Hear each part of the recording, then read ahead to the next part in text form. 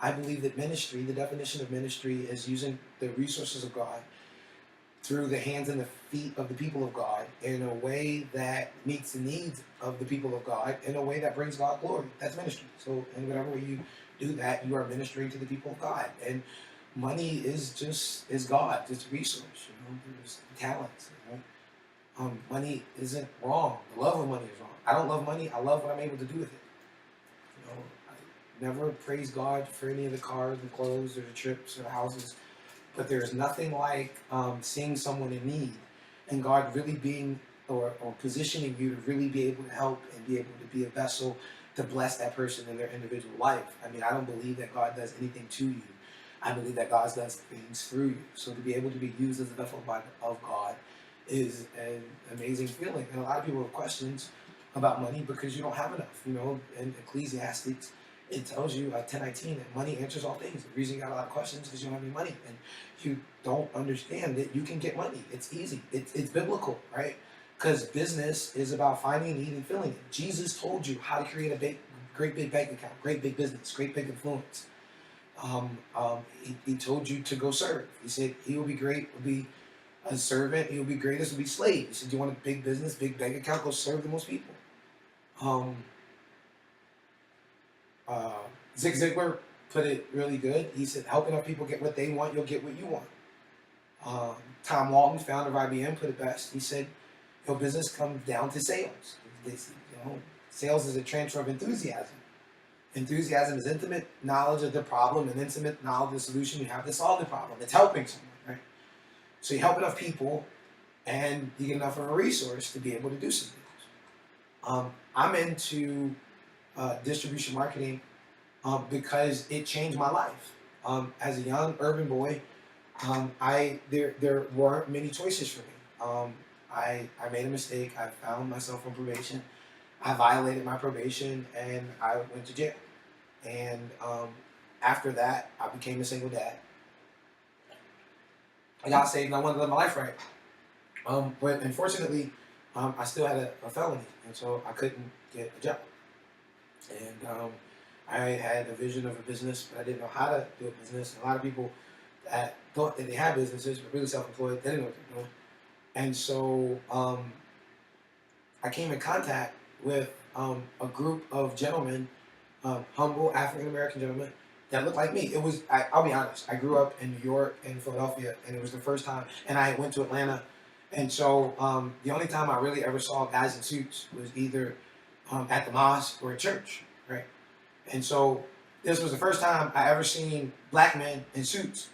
And they were talking empowering, and nobody was asking me to pray to something I didn't totally understand or passing a plate asking me for money.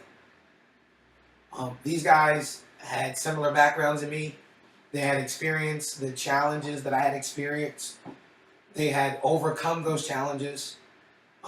They had stories that I could relate to. And they were winning in a losing economy. And I'll never forget, I left and I was so amazed in the environment, right? I spent so much time just looking at people, like regular people, and at the end, them talking about, like, this person was, like, they was a janitor, and this person was this, and these people, they were winning, right? And coming from where I came from, I always wanted to win. And the only people I ever saw winning were the dope boys and the entertainers and the athletes. And there was one dude up there, and he said, man, I used to be a dope boy. And he said, the same skill set that I used to get myself in trouble, I cleaned myself up. I changed my friends. I started hanging out with these guys, and I learned what distribution marketing really is. And they said this guy was like making over $250,000. And he said he got to do what he wanted, when he wanted, how he wanted. And I didn't care what they did. I just wanted to be a part of that. That night I went to my motel room with my 1-year-old son. And I didn't have enough money to pay for our room that was due on that Friday, and it was a Tuesday. And I called that guy back And he drove over to my hotel. And these guys helped me.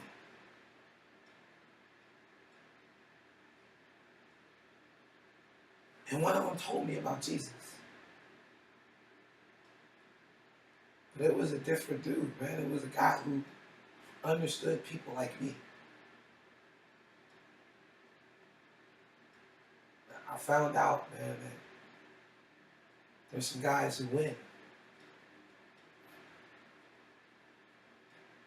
They hang out in the direct sales industry.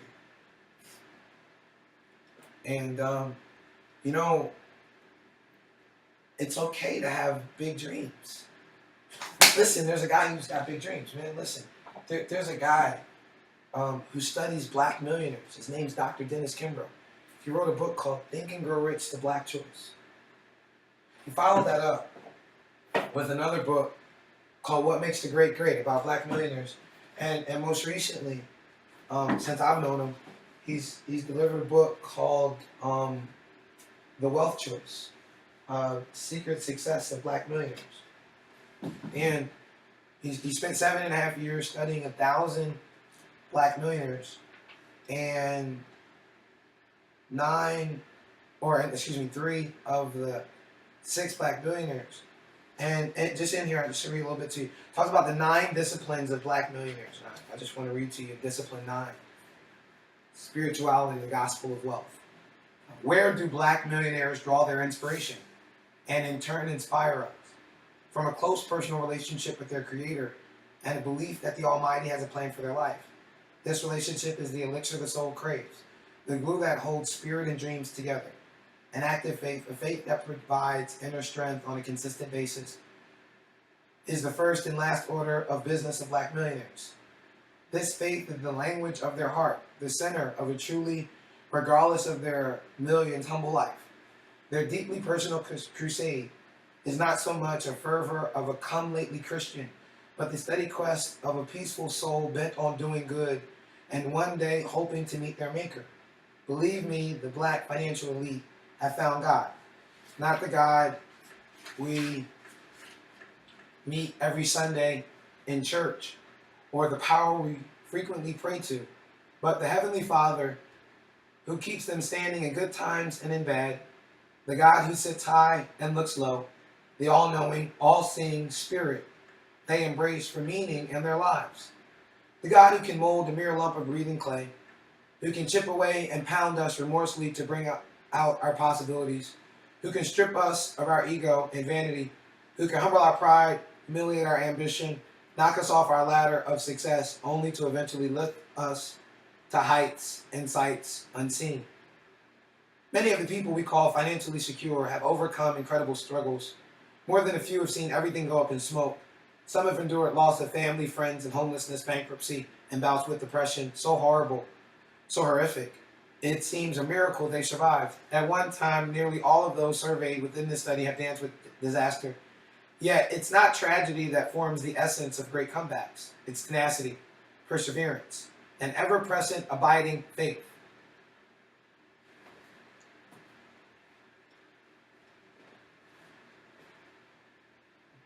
This boy comes in contact with Jesus, and the same people that were shackling him, they see him, and it's the same kid. Remember me? They see him clothed in his right mind, and they become afraid. And that's the message for our boys, that, you know, the same skill set that you have, those innate street smarts, can be transferred into solid business smarts.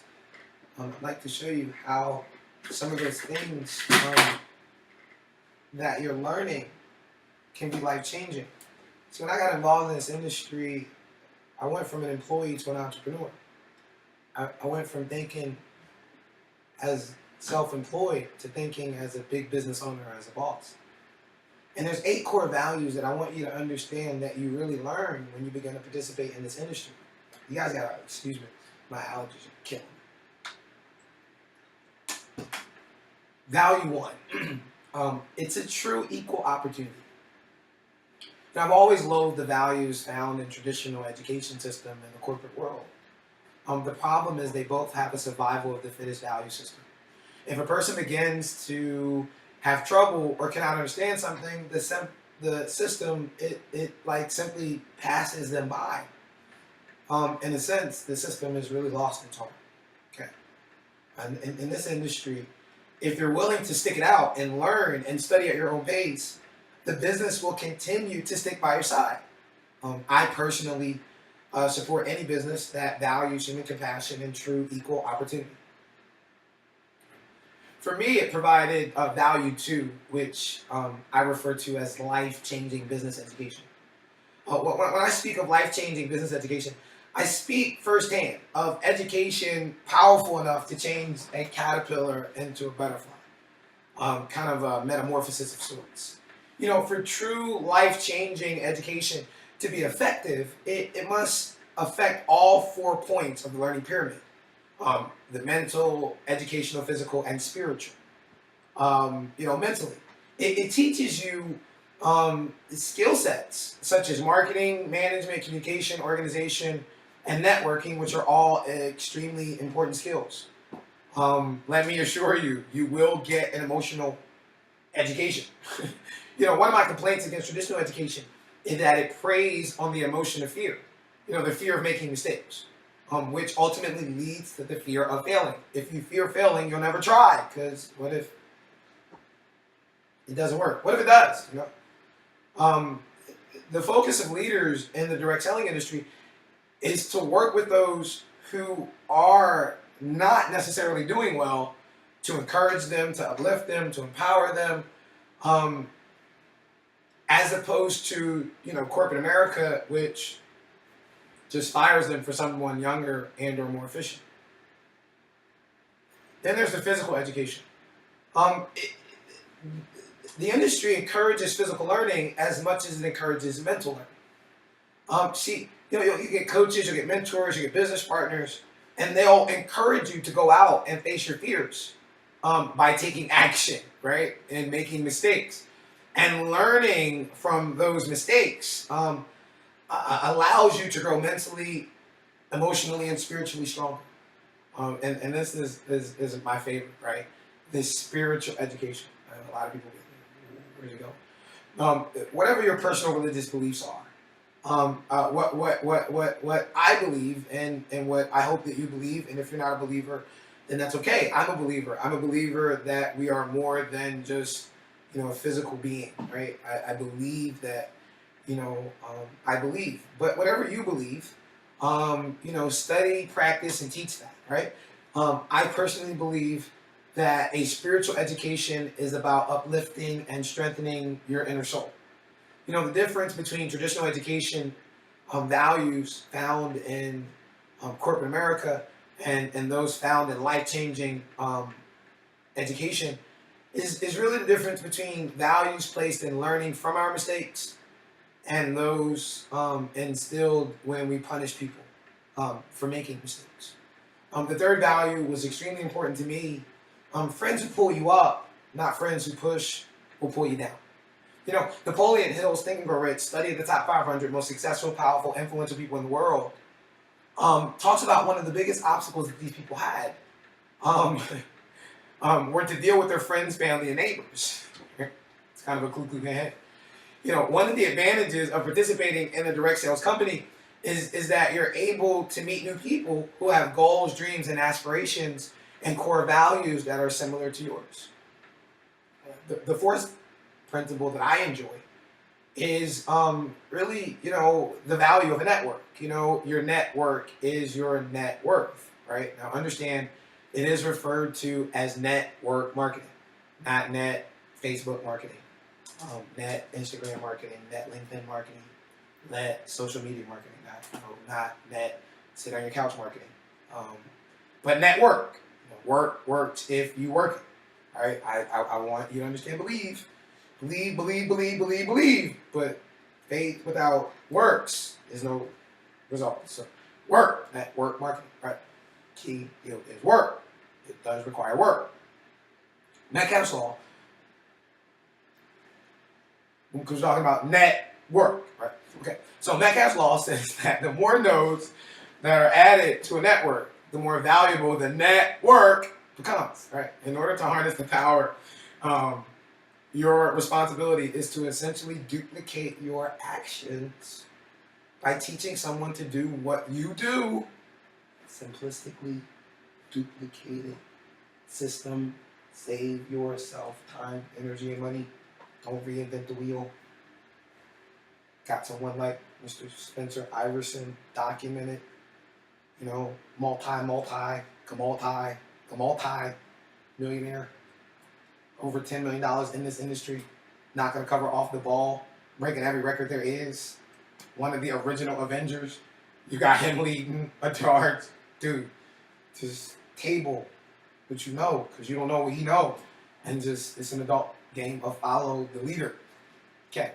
But building a network of people is simply looking for friends, new or old, who want to go in the same direction as you. Question, sidebar. Do you know anyone who likes to travel? Anyone who likes financial freedom? Time, money, same space. Like to do what they want, when they want, with who they want. Tired of going to a place they don't want to go to. The people they don't like. Doing stuff they don't want to do for less than they think they're worth. Just feel like they deserve to get away. Can't take a vacation. Love to get paid to go on a vacation. Just know anybody like that? Great. Might want to tell them a guy like Mr. Spencer Iverson exists. Give them a number like 916-233-3990. If it asks them for a PIN code, tell them to put 11115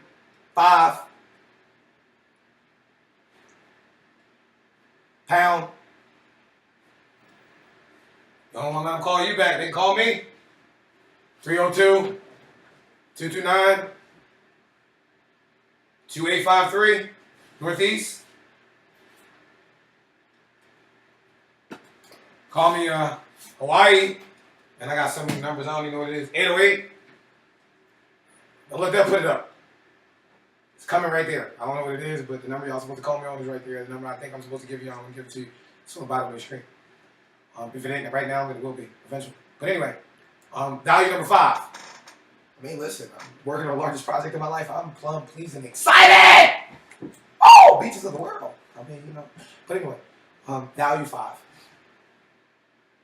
You don't know what it did for me, man. I used to watch my grandmama scrub floors. Now I'm positioned to learn from people like Mr. Iverson, traveling the beaches of the world, setting people financially free with travel. I know some folks that have made a couple of $1 million in this industry that have never graduated high school. Now, I'm not saying don't go to high school. Make sure you go to high school, but they've made some ridiculous amount of money selling some stuff that some people are allergic to. Nobody's allergic to Mickey Mouse or Punta Cana, Dubai, Paris. What is you out so man? But anyway, number 5, the most important skill. I'm sorry. Because Number 5, effective communication. The ability to utilize effective speech and therefore successfully communicate is essential to any business. Most likely, a new business person is not going to be able to become a master communicator of their product or service overnight. It takes a lot of patience, nurturing, and working with these new entrepreneurs to help them with effective communication of their product or service.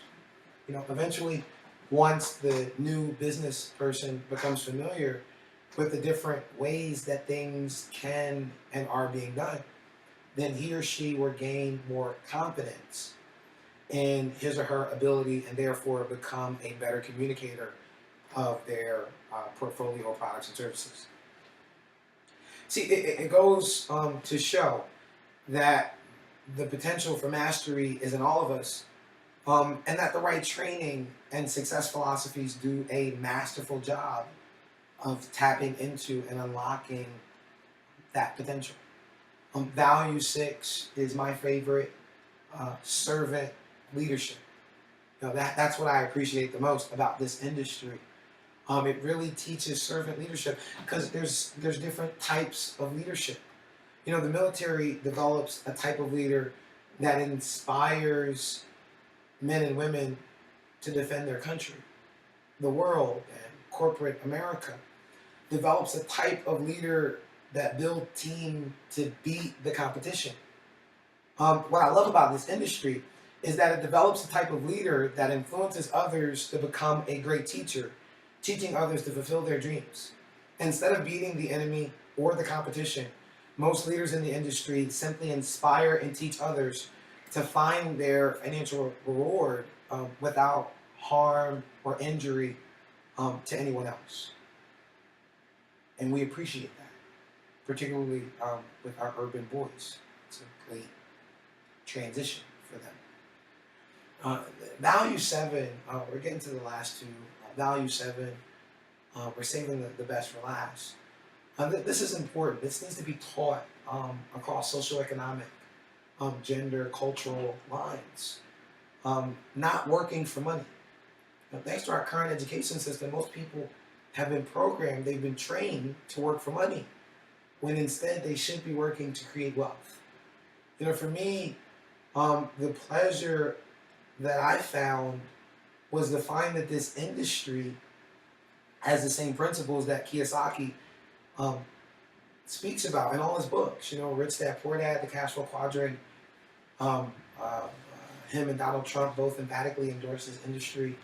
He speaks about the fact, and someone asked, they said, why do you endorse this industry? And he said, because, I've got more money than I could ever spend, but I got friends and family and neighbors who don't have the financial resources that I'm blessed to have in order to be able to enjoy the lifestyle that I enjoy. So I got involved in this industry because business can't be taught theoretically, it must be taught practically. And this industry, he spoke about in his book entitled The Business for people like helping people in the business of the 21st century. This industry allows people the ability to practically learn how to build a solid, functioning business from the dirt. Where people are able to be in business for themselves, but not by themselves, where they're supported by a system, a network of people to encourage them. Because sometimes it's lonely being an entrepreneur. And, he says he got involved because it allows him to teach people how to create businesses, which are nothing more than assets that spit off resources. Remember, money is nothing more than a resource that allows them to enjoy the type of lifestyle that he believes that they deserve. And speaking about Robert, we can kind of transition into value 8, which is living your dreams. I want you to dream again. In Robert's book, Rich Dad Poor Dad, he quotes his rich dad by saying, many people don't have dreams because they mistakenly believe that dreams cost money. The following quote is from his book. Now, being rich and being able to build a big house or car, it's not important. What's important is striving, learning, doing your best to develop your personal power to afford a big house or a big car. See, people who dream small dreams live lives as small people. Robert says that his rich dad told him that it's not the size of the home that's most important. It's the size of the dream that matters most. I hope you get that. I pray you get that. See, if you want to change who you are, change the size of your dream. Listen, even if you're broke, it doesn't cost anything to dream. Many poor people are poor. They pass over opportunities repeatedly because they've given up dreaming. See, if you need to dream again, this program was designed for you. See, if you're a person with big dreams who would love to give support to other people, love to help other people dream big dreams, then this program is for you. If you've forgotten how to dream and you need a jump start and dream again, this program is for you. If you just want to associate yourself with other dreamers to motivate you to press on towards your dream, this program is for you. It doesn't mean you got to quit your job. It doesn't mean you got to quit your business. Listen, you can start part-time. There's magic in part-time. And then as your business grows, you can help other people start part-time. This is the value worth having. A business for people who like helping other people. So for me, Urban Boys, I don't know if you realize it, but um, they're already doing distribution marketing. And it's not getting them to the beaches of the world, but it is getting them a vacation. And the dope boys are spending time with them. And so what my prayer is that I can get some preachers to spend time with them. That I can get some missionaries to spend time with them. That I can get some evangelists and some bishops to spend time with them. Some deacons to spend time with them. Some elders to spend time with them. Some upper level execs to spend time with them. Some senior level entrepreneurs to spend time with them. I don't know what you do, but I know you're traveling. I know that you're going online to book, and we got the train travel engines as Travelocity and as Priceline, same pricing, except there's a young urban person who's making commission off of it. And I pray that you don't see me, you see them. See, my biggest challenge is the burden of being able to show them a different way. My agenda is simple: wealth creation, entrepreneurship, and restoration of urban youth. And right now, man, they need some cash. Time to go back to school. You don't want to know what our boys are thinking about. Matter of fact, you don't want to know what some of our girls are thinking about. So the fact that they're inspired and excited about having a little travel agency and they're learning about travel, then when they call you excited, do me a personal favor. Book the appointment. I know you're busy. Book it way out. You don't even have to patronize them. But give them the 20 minutes on your calendar. Allow them the opportunity to sit down and go through their presentation. Remember when you were young? Remember when you were starting a business? Well, for them, for you, it might not be that big. For them, it's the biggest thing in the world. Right? For some of these boys, it's the only thing they got. But they got something. So I'm asking you to support them. If you've got someone that could benefit, I'm asking you to do that. Listen, pastor, preacher, man of God, woman of God. The young adults got a new one because we got the Christians and the Muslims and the Jews. They're brothers of God. They say God created man, man created religion. It's a divide. They all pray to God. All of their individual religions say they're to worship God correctly. They don't know. They don't. It's the same God. They came together. They call themselves Baals. Intergenerational prayer, Friday morning, 6 a.m. Come pray with them.